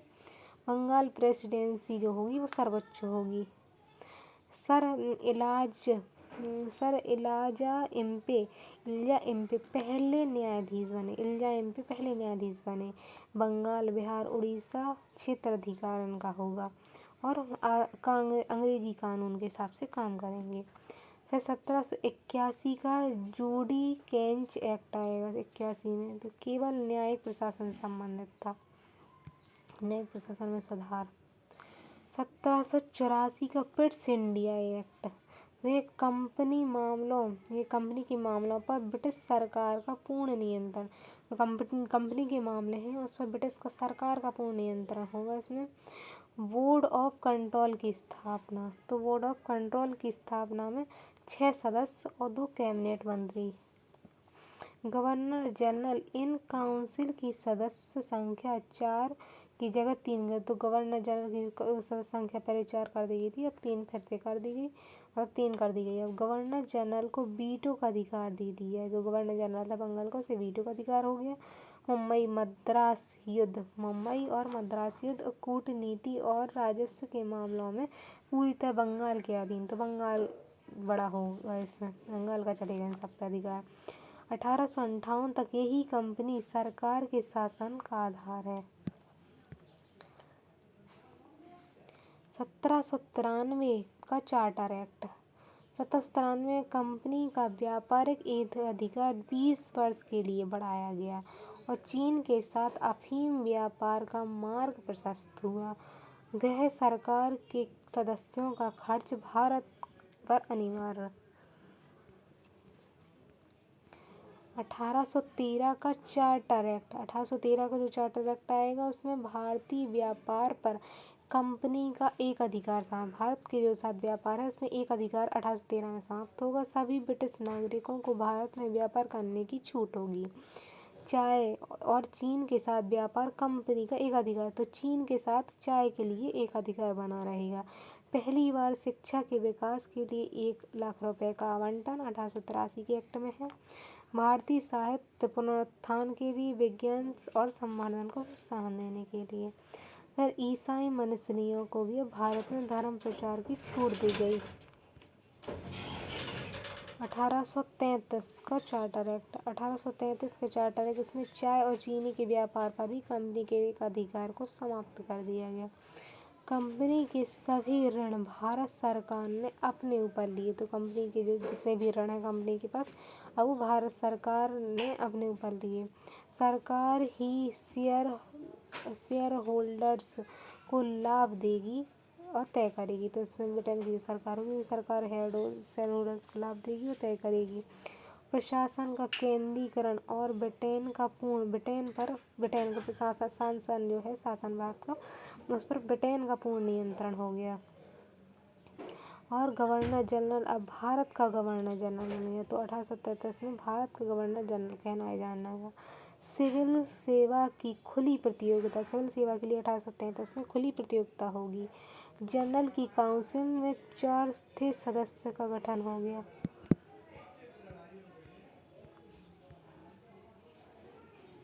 1853 का चार्टर एक्ट 1853 में आया, तो कंपनी अब भारतीय राजस्व और राजस्व पर काउंसिल की न्यासी के तौर पर भारत का राज्य संभालेगी। तो 1853 में कहा है क्राउन जो है महारानी वो न्याय और भारत का शासन संभालेंगी। 1853 में क्राउन के न्यासी की तौर पर भारत राज्य संभालेगी, यानी कंपनी क्या है कंपनी संभाल रही है इसमें क्राउन के न्यासी के तौर पर। और विधि सदस्य को मत देने का अधिकार, तो विधि के जो सदस्य हैं विधि सदस्यों को मत देने का अधिकार है। स्थानीय प्रतिनिधित्व के लिए गवर्नर जनरल काउंसिल में स्थानीय लोगों को प्रतिनिधित्व के लिए 6 नए सदस्य जोड़े जाएंगे। काउंसिल को अब विधायी परिषद कहा जाए, तो काउंसिल है तो उसको विधायी परिषद कहा जाएगा। भारत में संसदीय व्यवस्था की नींव और विधायी 1853 के चार्टर एक्ट द्वारा भारत में संसदीय व्यवस्था की नींव रखी गई। विधायिका कार्यपालिका का विभाजन हुआ। गवर्नर जनरल बंगाल के अतिरिक्त प्रभार से मुक्त हुआ और कोर्ट ऑफ डायरेक्टर की संख्या 24 से कोर्ट ऑफ डायरेक्टर जो था 24 से घटाकर 18 कर दी गई। सिविल सेवा के लिए खुली प्रतियोगिता की शुरुआत हुई और मैकेल सिविल सेवा संहिता के अध्यक्ष मैकेल बने। ब्रिटिश राज्य का प्रशासनिक ढांचा, इसमें सिविल सेवा की कंपनी के गैर सैन्य अधिकारी यानी लोक सेवक कहलाते थे। लॉर्ड हेस्टिंग ने इन्हें प्रशासनिक दायित्व सौंपे। तो लॉर्ड हेस्टिंग ने सौंपे प्रशासनिक दायित्व। सिविल सेवा का जन्मदाता लॉर्ड कॉर्नवालिस को कहा जाता है। इसमें वेतन बढ़ाए गए, निजी व्यापार पर रोक लगाई गई, भ्रष्टाचार मिटाने का प्रयास किया गया, घूस और नजराना पर सख्त पाबंदी लगाई गई, ब्रिटिश वरिष्ठता के आधार पर पदोन्नति। तो 1853 में हुआ जी। लॉर्ड वेलेस्ली द्वारा सिविल सेवा के प्रशिक्षण हेतु 1800 में फोर्ट विलियम कॉलेज की स्थापना हुई। तो सिविल सेवा को प्रशिक्षण के लिए फोर्ट विलियम कॉलेज की स्थापना की गई। 1806 में प्रशिक्षण हैलीबेरी कॉलेज इंग्लैंड में। तो 1806 में हैलीबेरी कॉलेज इंग्लैंड में हुई। 1833 में लोक सेवा के लिए खुली परीक्षा की संकल्पना। 1833 है, तो 1833 में सिविल सेवा है, तो सिविल सेवा के लिए खुली परीक्षा की संकल्पना 1853 में प्रावधान बना। खुली परीक्षा के लिए प्रावधान कब है? तो 1853 में बना, और खुली परीक्षा के लिए संकल्पना 1833 में आई थी। 1854 में सिविल सेवा आयोग बना। तो 1854 में सिविल सेवा आयोग बना। 55 में पहली खुली प्रतियोगिता लंदन में हुई। तो 55 में हुई। भारत में भेदभाव और नस्ल भेद था। सत्येंद्रनाथ टैगोर पहले सफल भारतीय थे। तो सत्येंद्रनाथ टैगोर पहले सफल भारतीय थे 1864 में। भारतीय सिविल सेवा अधिनियम 1861 आया। सिविल सेवा अधिनियम 1861। 1853 की व्यवस्था को और बेहतर बनाना था। तो भारतीय सिविल सेवा भर्ती के लिए अंग्रेजी माध्यम में परीक्षा होती थी। परीक्षा इंग्लैंड में आयोजित की जाती थी। ग्रीक, लैटिन इत्यादि विषय इसमें शामिल थे। अधिकतम आयु 23 वर्ष थी। उसके बाद घटते घटते 1878 में इसकी आयु 19 वर्ष हो गई थी। तो 19 वर्ष तक परीक्षा दे सकते। उद्देश्य था भारतीयों के लिए सफलता मुश्किल करना। स्वाधीनता संग्राम की मांग बनी और अधिकतम आयु बढ़ाना था। स्वाधीनता संग्राम में अधिकतम आयु बढ़ाने की मांग की जा रही थी। तो लोक सेवाओं पर एक्शन समिति 1846। लोक सेवा पर एक्शन जो समिति बिठाई गई 1886 में। इसमें लॉर्ड डफरिन ने बनाई थी। लॉर्ड डफरिन थे 86 में। और सिविल सेवाओं का वर्गीकरण किया। तो सिविल सेवा इंग्लैंड में, प्रांतीय सिविल सेवा भारत में, और अधीनस्थ सिविल सेवा भारत में। मॉन्टेग्यू चेम्सफोर्ड एक्ट 1919 आया। तो 19 में उत्तरदायी सरकार में अधिक से अधिक भारतीय हों। 1/3 पदों पर भारतीयों के लिए आरक्षित करने की सिफारिश की गई। 1/3 सदस्य भारत के होंगे। प्रतिवर्ष 1.5% की दर में वृद्धि होगी। और 1.5% की दर में वृद्धि होगी। उत्तरदायी सरकार बनाई जाए। इसमें 1.5% 1/3 पे भारतीय होंगे। मॉन्टेग्यू चेम्सफोर्ड 1919 का था। न्यायिक संगठन उद्देश्य था कानून का शासन, लिखित और संहिताबद्ध कानून बनाना। तो इसका उद्देश्य लिखित संहिताबद्ध कानून बनाना, कानून का शासन हो, शोषण व्यवस्था को न्याय का आधार। तो वॉरेन हेस्टिंग के प्रयास। वॉरेन हेस्टिंग ने क्या प्रयास किए? तो वॉरेन हेस्टिंग ने 1775 में भारतीय कानून का संकलन किया था। वॉरेन हेस्टिंग ने 1775 में भारतीय कानून को संकलन किया। दीवानी न्यायालय, जिला दीवानी अदालत बनाई कलेक्टर के नियंत्रण में। तो जिला दीवानी न्यायालय कलेक्टर के नियंत्रण में आई। हिंदू मुसलमानों के लिए अलग अलग धार्मिक कानून बनाए गए। केवल 500 रुपये तक के मामले उसके ऊपर सदर दीवानी अदालत होती थी। फौजदारी अदालतें बनाई, जिला फौजदारी अदालतों की स्थापना की, भारतीय जजों के अधीन थी ये, और काजी मुफ्ती सहायता के लिए थे। इसमें अपील सदर निजाम अदालत में की जाती थी। लॉर्ड कॉर्नवालिस और न्यायिक व्यवस्था की स्थापना। लॉर्ड कॉर्नवालिस जो थे उन्होंने न्याय व्यवस्था की स्थापना की। कॉर्नवालिस संहिता का निर्माण किया। न्यायिक विचारों का संगठन। कलेक्टर को दीवानी न्यायालय के मामले में अलग कर शक्ति पृथक्करण किया। तो इसमें दीवानी के जो न्यायालय थे, दीवानी मामलों को इनसे अलग कर दिया और शक्ति का पृथक्करण किया। दीवानी अदालत। तो कॉर्नवालिस संहिता न्यायिक व्यवस्था की स्थापना की, कॉर्नवालिस संहिता का निर्माण किया, न्यायिक विचारों का संगठन किया और कलेक्टर के जो दीवानी न्यायालय थे उनको भी अब अलग कर दिया गया। श्रेणीबद्धता। मुंसिफ अदालत, तो मतलब किस तरह से अदालतें थी। सबसे पहले मुंसिफ अदालत, फिर रजिस्ट्रार अदालत, जिला अदालत, 4 प्रांतीय अदालतें, सदर दीवानी अदालत, किंग इन काउंसिल।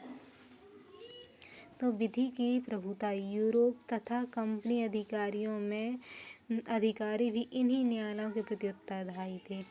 तो कंपनी के अधिकारी इन्हीं न्यायालय के प्रति उत्तरदायी होते थे। फिर फौजदारी अदालतों में कोर्ट ऑफ सर्किट, सदर निजाम अदालत थी। तो फौजदारी में कोर्ट ऑफ सर्किट में सदर निजाम अदालत। कोर्ट ऑफ सर्किट में बंगाल प्रेसिडेंसी 4 भागों में विभाजित थी। तो बंगाल की जो प्रेसिडेंसी वो 4 भागों में विभाजित थी। प्रत्येक कोर्ट ऑफ सर्किट में भारतीय काजी मुफ्ती सहायता के लिए होते थे। भारतीय नागरिक सेवा के लोग प्रधान थे। भारतीय लोग नागरिक थे, इसमें सेवा में लिए जाते थे। छोटे मामलों के निपटान के लिए निचले भारतीय मजिस्ट्रेट होते थे। फौजदारी अदालत में फौजदारी मामलों में सुप्रीम कोर्ट जैसे अधिकार, मृत्युदंड का आदेश देने का अधिकार होता था और सजा घटाने का अधिकार भी सुप्रीम कोर्ट के पास था। फिर लॉर्ड विलियम बेंटिक, तो विलियम बेंटिक 1831 में प्रांतीय तथा क्षेत्रीय न्यायालय समाप्त किए गए। तो 1831 में प्रांतीय और क्षेत्रीय न्यायालय समाप्त किए गए। इसका नाम दंडनायक, मजिस्ट्रेट या कलेक्टर्स को है। दिल्ली, यूपी के लिए पृथक सदर दीवान, दिल्ली में और यूपी में पृथक सदर दीवानी तथा निजाम अदालतें इलाहाबाद में हुई। स्थानीय भाषा और फारसी का प्रयोग हुआ। उच्च न्यायालयों में अंग्रेजी का ही प्रयोग प्रावधान रहा। योग्यता प्राप्त भारतीयों को मुंसिफ बनाया जो मुनाम के करते थे। 1833 में विधि आयोग का गठन हुआ था। ब्रिटिश कानून व्यवस्था की आलोचनाएं। तो कानून में शासन की सैद्धांतिक स्थापना, कानून के समानता। हालांकि अंग्रेज और यूरोपी इसके अपवाद थे। तो अंग्रेज अपवाद थे, यूरोप इसके अपवाद थे। लिखित कानून की ब्रिटिश परंपरा थी। औपनिवेशिक शोषण पर औजार, औपनिवेशिक शोषण का औजार था औपनिवेशीकरण। और कठिन और पेचीदा कानून व्यवस्था थी। नए वकीलों वर्ग का उदय हुआ। भारतीयों के प्रति भेदकारी व्यवस्था थी। विद्रोह और स्वतंत्रता संघर्ष के दमन का औजार था। विद्रोह स्वतंत्रता संग्राम के दमन का औजार था। प्रत्येक गतिविधि को कानून के दायरे में लाया गया। ब्रिटिश पुलिस व्यवस्था, प्रशासनिक तंत्र और न्यायिक व्यवस्था को लागू करने की जिम्मेदारी पुलिस। तो प्रशासनिक तंत्र और न्याय व्यवस्था को लागू करने की जिम्मेदारी पुलिस पर थी। सेना से पृथक नागरिक मामलों के लिए अलग बल, तो सेना से पृथक नागरिक जो मामले हैं उनके लिए अलग बल दिया गया। ब्रिटिश राज्य का तीसरा स्तंभ है ब्रिटिश पुलिस। लॉर्ड कॉर्नवालिस की व्यवस्था। तो लॉर्ड कॉर्नवालिस ने जमींदार वैधानिक रूप से पुलिस अधिकार से वंचित, तो जमींदार थे वो पुलिस अधिकारों से वंचित थे। उसे निजी सेना स्थानीय लठौते की कॉर्नवालिस ने एक रूप पुलिस व्यवस्था की स्थापना की थी। एक पुलिस व्यवस्था कॉर्नवालिस ने स्थापित की। पुलिस प्रशासन का सोपानक्रम ढांचा बनाया। कानून के अंतर्गत कार्य करेंगे और भली भांति प्रशिक्षित किया गया। कॉर्नवालिस के बाद विकास। तो 1808 में लॉर्ड मेयो ने एसपी का पद सृजित किया। तो लॉर्ड मेयो जो थे उन्होंने एसपी का पद सृजित किया। लॉर्ड विलियम बेंटिक थे उन्होंने एसपी को कलेक्टर के बाद दूसरे नंबर का अधिकारी बनाया। तो विलियम बेंटिक ने दूसरा अधिकारी बनाया ने दरोगा का पद अधिकतर भारतीयों को प्रदान किया गया। ऊंचे पदों पर भारतीय अलग रखे गए। पुलिस सेवा आयोग 1860। पुलिस सेवा के आयोग 1860। तो प्रांतों में पुलिस महानिदेशक आदि पद सृजित किए। तो प्रांत जो थे तो प्रांतों में पुलिस महानिदेशक पद का सृजन हुआ। प्रांतों में पुलिस को प्रांतीय सेवक बनाए गए यानी राज्यों का सेवक बनाया गया। अन्य विशेषताएं क्या थी? तो CBI central bureau of investigation ये बना 1902 में। CBI क्रिमिनल इंटेलिजेंट डिपार्टमेंट 1902 में बना जी क्रिमिनल जांचने के लिए। और ये सेंट्रल ब्यूरो ऑफ ये सब जांचने के संघ जासूसी तंत्र बनाए गए। ब्रिटिश सेना का विकास। तो ब्रिटिश सेना में ब्रिटिश राज का दूसरा स्तंभ था ये सेना।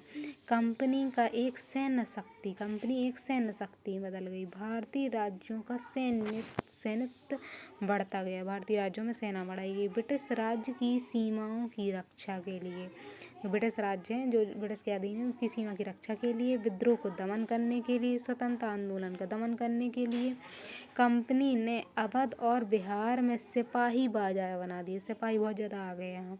भारत में सूबेदार से ऊपर के पद नहीं। तो भारतीयों को अब सूबेदार से ज़्यादा ऊपर के पद नहीं देते थे।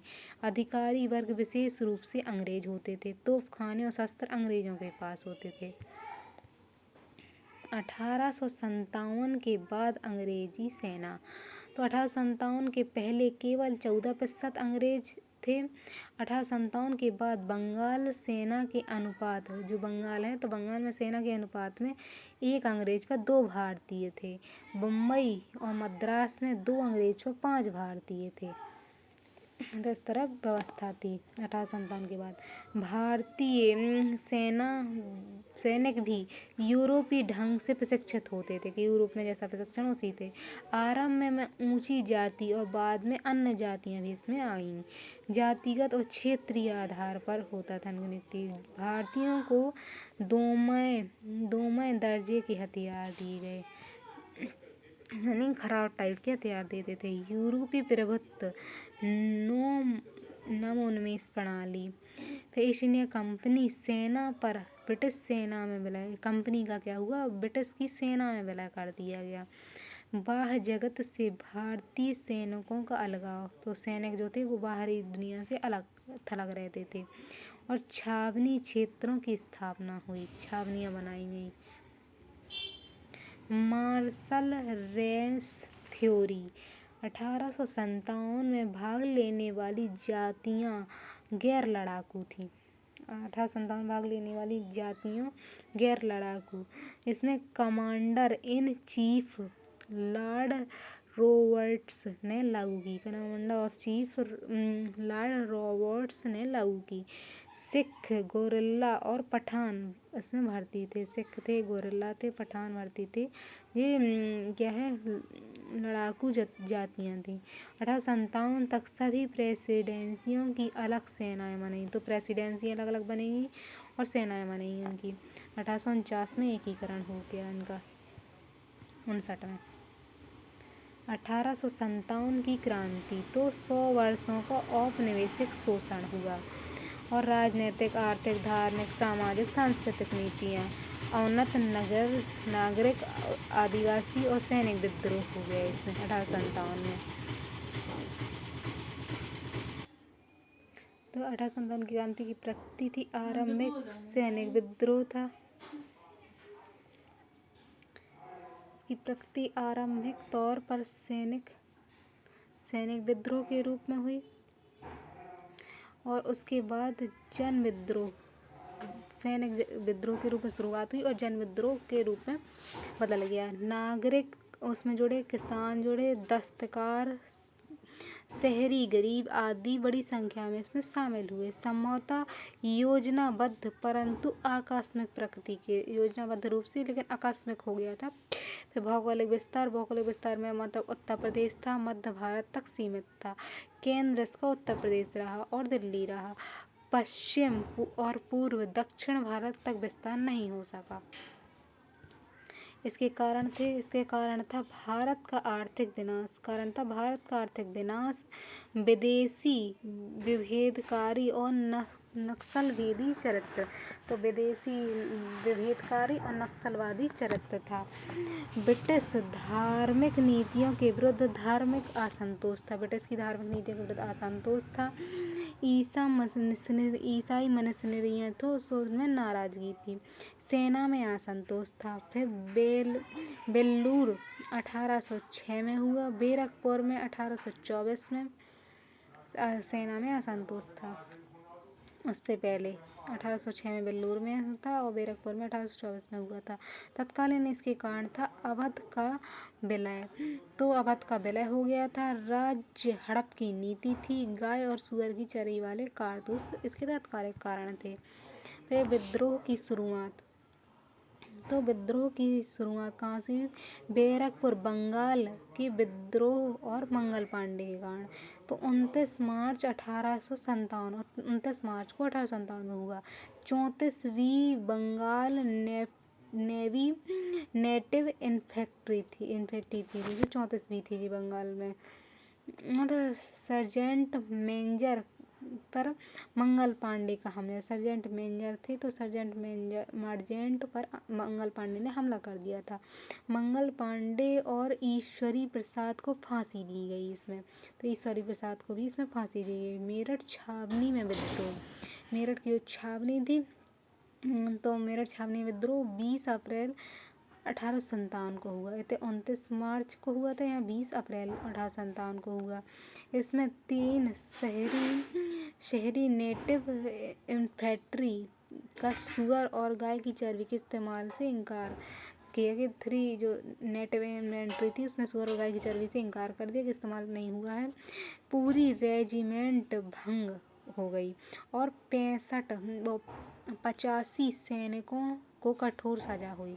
85 सैनिकों को कठोर सजा हुई। 9 मई में यह फैसला आया। 9 मई को यह फैसला आया और 10 मई को विद्रोह शुरू हो गया। फिर विद्रोह का विस्तार किस तरह? तो 11 मई को मेरठ के अंग्रेजों की हत्या कर सैनिक दिल्ली पहुंचे। तो सैनिकों की हत्या कर दिल्ली पहुंचे। लाल किले में बहस इकट्ठा हुई। लाल किले के बाहर इकट्ठा हो गए और बहादुर शाह जफर बादशाह घोषित किए गए। इसमें बहादुर शाह जफर को बादशाह घोषित किए थे। बादशाह ने राजा, महाराजाओं और नवाबों को पत्र लिखे। भारतीय राजाओं का महासंघ बनाने का आह्वान किया और सैन्य समिति का निर्माण किया। 6 सैनिक और 4 नागरिक। सैन्य समिति में 6 सैनिक थे और 4 नागरिक। इस तरह समिति बनी। विद्रोह के केंद्र तो दिल्ली था और बरेली था। दिल्ली में बहादुर शाह कर रहे थे और इसमें बरेली में जनरल वक्त खान कर रहे थे।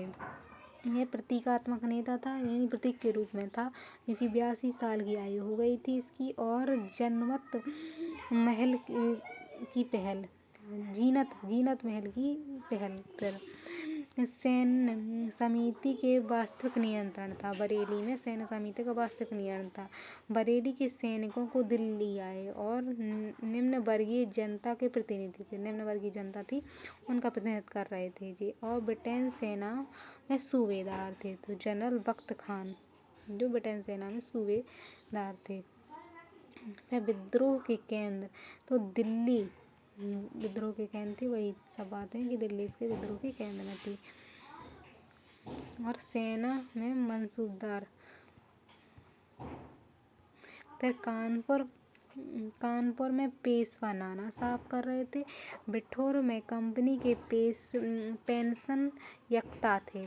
बिठौर से पेंशन मतलब बंद हो गई थी। तो पेशवा बाजीराव द्वितीय के दत्तक पुत्र थे, गोद लिए हुए।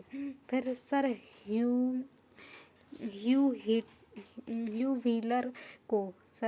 व्हीलर को कानपुर में समर्पण करने को मजबूर किया। तो सर व्हीलर को जो है कानपुर में समर्पण करने के लिए उन्होंने मजबूर किया। और दो अन्य सहयोगी इनमें तात्या टोपे और मौलवी अजीमुल्लाह थे। तो तात्या टोपे भी थे सहयोगी और मौलवी उल्लाह थे। इन्होंने सर ह्यू व्हीलर को कानपुर में समर्पण करने के लिए मजबूर कर दिया था। फिर सती चोरा घाट और बीवी घर नरसंहार। सती चोरा घाट और बीवी नरसंहार। लखनऊ में बेगम हजरत महल नेतृत्व कर रही थी। अपने पुत्र बर्जीस कद्र को नवाब घोषित किया। उन्होंने अपने पुत्र बर्जीस कद्र को नवाब घोषित किया। रेसिडेंसी के युद्ध में हेनरी लॉरेंस को हराया। बरेली में खान बहादुर। बरेली में कौन थे? खान बहादुर थे। बरेली में रोहेलखंड के नवाब के नायफ्ता वंश के थे और इसमें 40,000 सेना जुटाई थी। आरा में कुंवर सिंह थे। जगदीशपुर के स्थानीय जमींदार थे कुंवर सिंह। 80 वर्ष की आयु हो गई थी इनकी। बेहद कुशल रणनीतिज्ञ थे। तो जगदीशपुर के जमींदार थे ये। फिर फैजाबाद में मौलवी अहमदुल्ला थे। लखनऊ में धार्मिक प्रवचन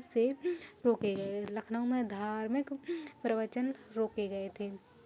फैजाबाद में महमद अल्मुल्ला सेना तक के अनुयायी बने। वो सेना तक में अनुयायी बने। 22वीं नेवी इन्फेंट्री के नेता चुने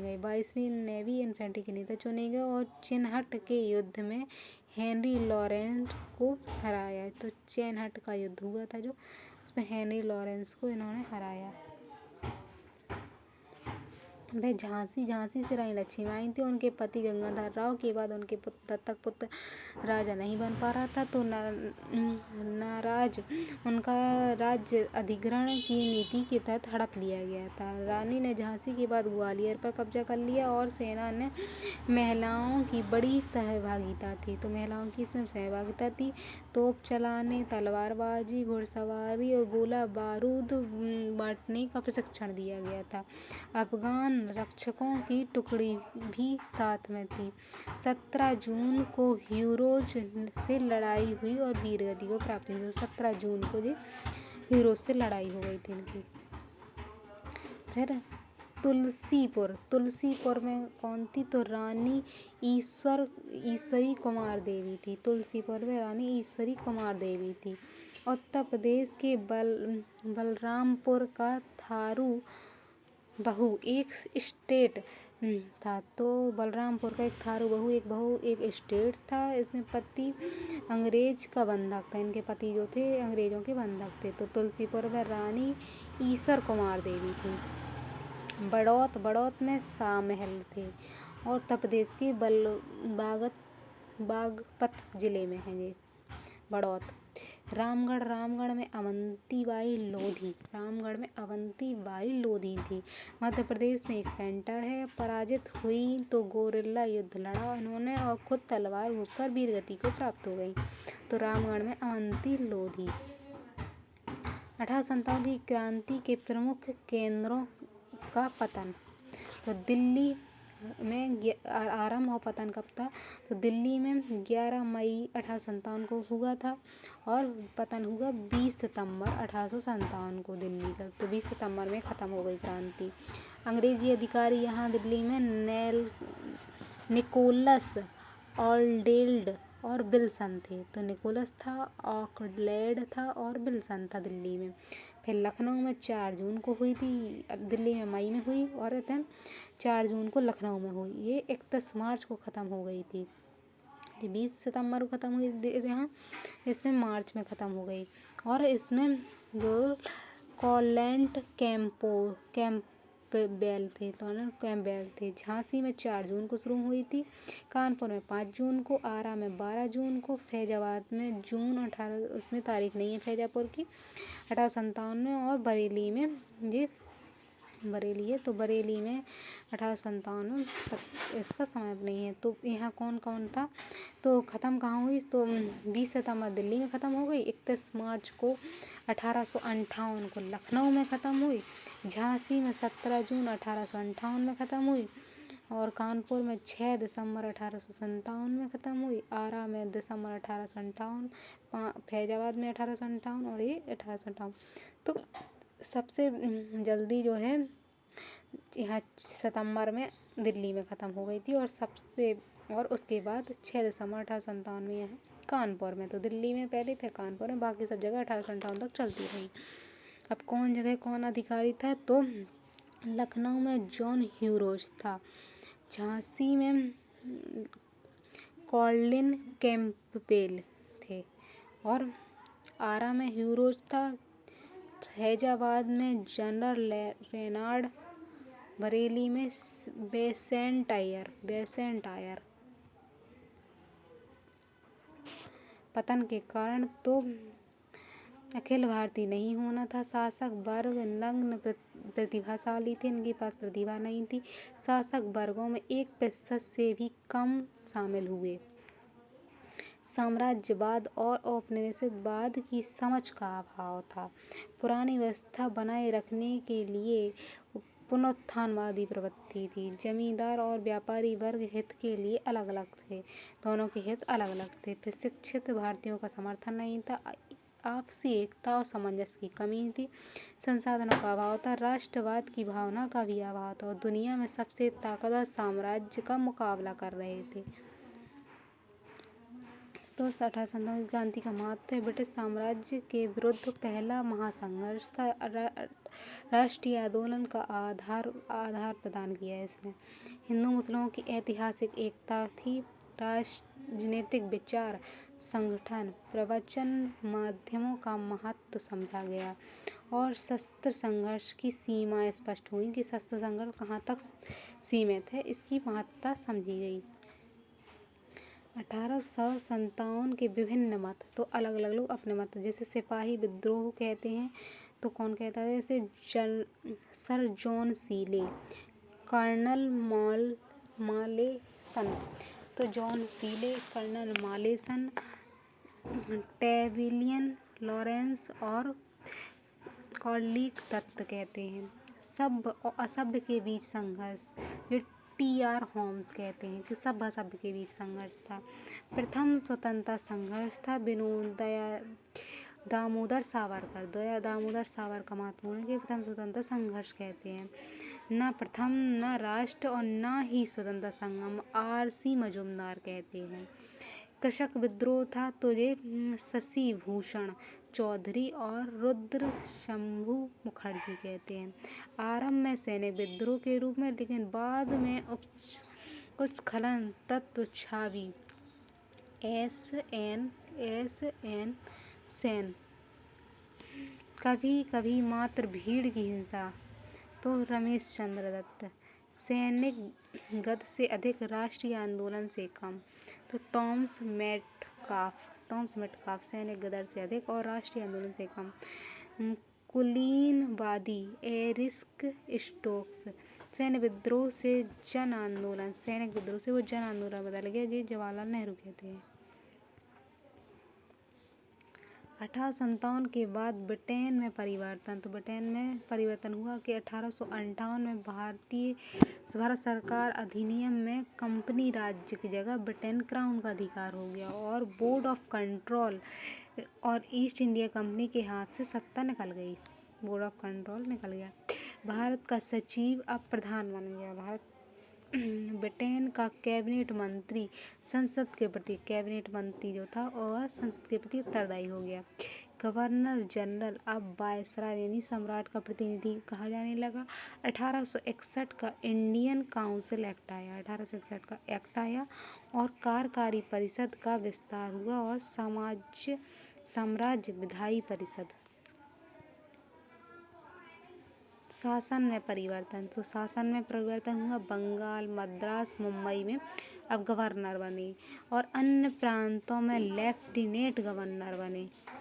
वित्तीय विकेंद्रीकरण, यानी वित्त पैसे की अलग अलग से नीतियाँ आई। वित्त विकेंद्रीकरण की नीतियाँ, वित्तीय केंद्रीय और प्रांतीय वित्त में विभाजित, तो केंद्र और वित्त प्रांतों में अलग अलग विभाजित हुआ। शुरुआत लॉर्ड मेयो के समय हुई, इसकी शुरुआत लॉर्ड मेयो के समय हुई। विकास 1877 में लॉर्ड लिट्टन के समय इसका और विकास हुआ। तो लॉर्ड मेयो के समय शुरुआत हुई 1877 में, लॉर्ड लिट्टन के समय इसका विकास हुआ। प्रांतों को पुलिस, शिक्षक, स्वास्थ्य और जेल आदि के लिए वित्त प्रदान किया गया। तो पुलिस, शिक्षा, स्वास्थ्य, जेल इत्यादि के लिए। नगरीय प्रशासन हेतु नगर में प्रशासन के लिए जिला परिषद और नगर पालिकाओं का गठन हुआ। तो इसके बाद जिला परिषद बनने लगी, नगर पालिका का गठन होने लगा। नगरीय प्रशासन में कुछ हद तक चुनाव प्रणालियाँ, नगर प्रशासन जो था उसमें कुछ चुनाव प्रणालियाँ भी आ गई। वास्तविक प्रयास लॉर्ड लिट्टन के काल में हुआ। औद्योगिक नीतियाँ, वित्त पूंजीवाद की शुरुआत, वित्त में पूंजीवाद की शुरुआत हुई। पूंजीवाद की वैश्विक प्रतिस्पर्धा, पूंजीवाद में विश्व से प्रतिस्पर्धा की गई। भारत का प्रत्यक्ष नियंत्रण की नीति, भारत में प्रत्यक्ष नियंत्रण की नीति और रेलवे, डाक, तार और मुद्रा प्रणाली का विकास हुआ। रजवाड़ों के प्रति नीति, तो रजवाड़े थे तो उसमें 1876 में रानी विक्टोरिया ने भारत की सामग्री का पद संभाला और दिल्ली दरबार आयोजित किया गया। तो 1920 में जॉर्ज परचम ने नरेंद्र मंडल यानी कैंप ऑफ प्रिंसेस बनवाया। रजवाड़ों में विभिन्न एजेंसियां स्थापित हो गई और रजवाड़ों की वफादारी भी अब क्राउन के प्रति हो गई। तो रजवाड़े अब वफादार हो गए क्राउन के प्रति और रजवाड़ों पर अधिक प्रभावी नियंत्रण होने लगा ब्रिटिश क्राउन का। इसलिए दिल्ली दरबार आयोजित हुआ। दिल्ली दरबार 1877 में पहली बार आयोजित हुआ। रानी विक्टोरिया भारत आई और लॉर्ड लिट्टन के समय हुआ था ये। लॉर्ड लिट्टन के समय। 1903 में दूसरा दिल्ली दरबार, इसमें राजा एडवर्ड थे और ये भारत आए और लॉर्ड कर्जन के समय, लॉर्ड कर्जन इसमें था, इसमें लॉर्ड लिट्टन था। 1911 में तीसरा दिल्ली दरबार, इसमें राजा पंचम भारत आए और ये लॉर्ड हार्डिंग के समय था। राजधानी इसमें कलकत्ता से दिल्ली स्थानांतरित हो गई थी। सामाजिक और धार्मिक सुधार, तो इसमें समाज में क्या सुधार हुए, तो भारतीय समाज में आत्मचिंतन की परिणति यानी बौद्धिक और सांस्कृतिक चिंतन, प्रत्यक्ष पाश्चात्य आधुनिक विचारों के प्रति आकर्षण, पाश्चात्य के जो विचार थे उनके प्रति आकर्षण बढ़ा। प्रबोधन, पुनर्जागरण, धार्मिक सुधार आंदोलन बढ़े। अंग्रेजी शिक्षा प्रणाली का योगदान, अंग्रेजी शिक्षा प्रणाली भारत में आई और शिक्षित भारतीयों में समाज में जागृत हुए। भारत में सामाजिक रूढ़ियों की आलोचना, समाज में जो रूढ़ियाँ चल रही थी उनकी आलोचना हुई। अंधविश्वास, रूढ़िवादिता, जाति, स्त्री के मुद्दे आदि ध्यान में आए। भारतीय समाज को सशक्त बनाने की नींव रखी गई। भारतीय समाज को नए सिरे से पुनर्गठित करने का प्रयास हुआ और शेष भारतीय परंपराओं ग्रंथों से प्रेरणा। इसमें राजा राममोहन राय आए। राजा राममोहन राय आधुनिक भारत के प्रथम नेता थे। पाश्चात्य का सम्मिलित रूप थे। संस्कृत, फारसी, अरबी अतिरिक्त अंग्रेजी, फ्रेंच, ग्रीक और हेब्रू के विद्वान थे। तो संस्कृत, फारसी, अरबी अंग्रेजी, फ्रेंच और ग्रीक के विद्वान थे, हिब्रू के विद्वान थे। अंग्रेजों का सहयोग प्राप्त करने की इनकी नीति थी। 1809 में एक केशरवाद से प्रभावित होकर गिफ्ट टू मोनोथिस्ट लिखी इन्होंने, गिफ्ट टू मोनोथिस्ट लिखी। एक ईश्वरवाद से प्रभावित होकर गिफ्ट टू मोनोथिस्ट राजा राम मोहन राय ने लिखी। वेदांत से तर्क शक्ति ग्रहण की, वेदांत से उन्होंने तर्क शक्ति ग्रहण की। वेदों और उपनिषदों का बांग्ला भाषा में अनुवाद किया, तो वेदों उपनिषदों को बांग्ला में अनुवाद किया राजा राम मोहन राय ने। 1814 में आत्मीय सभा का, तो 1814 में आत्मीय सभा का गठन किया डेविड हेयर के साथ। 1817 में कलकत्ता में हिंदू कॉलेज, तो हिंदू कॉलेज राजा राम मोहन ने बनाया 1817 में कलकत्ता में। और सब धर्मों में एकता के लिए 1920 में प्रेसिडेंट ऑफ जीसस नामक पुस्तक लिखी, तो प्रेसिडेंट ऑफ जीसस नाम की इन्होंने पुस्तक लिखी, प्रेसिडेंट ऑफ जीसस, सभी धर्मों में समानता एकता के लिए 1920 में लिखी। 1825 में वेदांत कॉलेज की, 1825 में वेदांत कॉलेज की स्थापना हुई। 1829 में ब्रह्म समाज की स्थापना हुई, तो ब्रह्म समाज की 1829 में हुई। 1825 में वेदांत कॉलेज बना। सती प्रथा का विरोध हुआ। 1833 में लॉर्ड बेंटिक ने सती प्रथा पर प्रतिबंध, तो 1833 में प्रतिबंध लगाया गया था। बंगला भाषा का विकास, बंगाल व्याकरण का पर किताब लिखी। आधुनिक पत्रकारिता के अग्रदूत, आधुनिक पत्रकारिता के अग्रदूत कहलाते हैं। राजा राम मोहन राय की आधार का विकास, राजा राम मोहन की धारा का विकास, तो राजा राम मोहन की धारा के विकास में देवेंद्र नाथ टैगोर थे, तो जिनके सदस्य था देवेंद्र नाथ टैगोर। और इन्होंने 1843 में ब्रह्म समाज को पुनर्गठित किया देवेंद्र नाथ टैगोर ने। देवेंद्र नाथ टैगोर ने तत्वबोधिनी सभा बनाई और तत्वबोधिनी पत्रिका निकाली, तो तत्वबोधिनी सभा बनाई और तत्वबोधिनी पत्रिका भी इन्होंने निकाली देवेंद्र नाथ टैगोर ने। केशव चंद्र सेन, ये भी इनके शिष्य थे राजा राम मोहन राय के, और केशव चंद्र सेन ने 1866 के बाद ब्रह्म समाज पुनर्जीवित किया। 13 वर्षीय की बेटी के कूच बिहार के राजा के साथ विवाह पर विभाजन हुआ। ईश्वर चंद्र विद्यासागर आए, तो ईश्वर चंद्र विद्यासागर ने विधवा का पुनर्विवाह के विरोध के अभियान चलाए, तो ईश्वर चंद्र विद्यासागर ने विधवा पुनर्विवाह के जो विरोध हो रहे थे उस पर अभियान चलाए। और विष्णु शास्त्री के बाद डी के कार्वे ने 1850 में विधवा पुनर्विवाह संघ बनाया। 1856 में विधवा पुनर्विवाह कानून पास हुआ, तो कब हुआ? 1856 में। 1856 में विधवा पुनर्विवाह कानून पास हुआ। बेंथु स्कूल के मंत्री, बेथुन स्कूल के मंत्री के रूप में विद्यासागर ने नारी शिक्षा को बल दिया। हेनरी विवियन डेरोजियो ने यंग वंग आंदोलन चलाया, तो हेनरी विवियन डेरोजियो ने यंग वंग आंदोलन चलाया।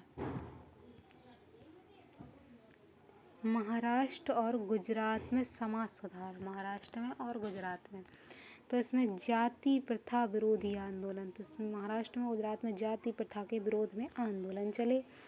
और बाल शास्त्री जाम्बेकर प्रथम सुधारक थे, बाल शास्त्री जाम्बेकर प्रथम सुधारक थे। दर्पण और दिग्दर्शन नामक पत्रिका निकाली, तो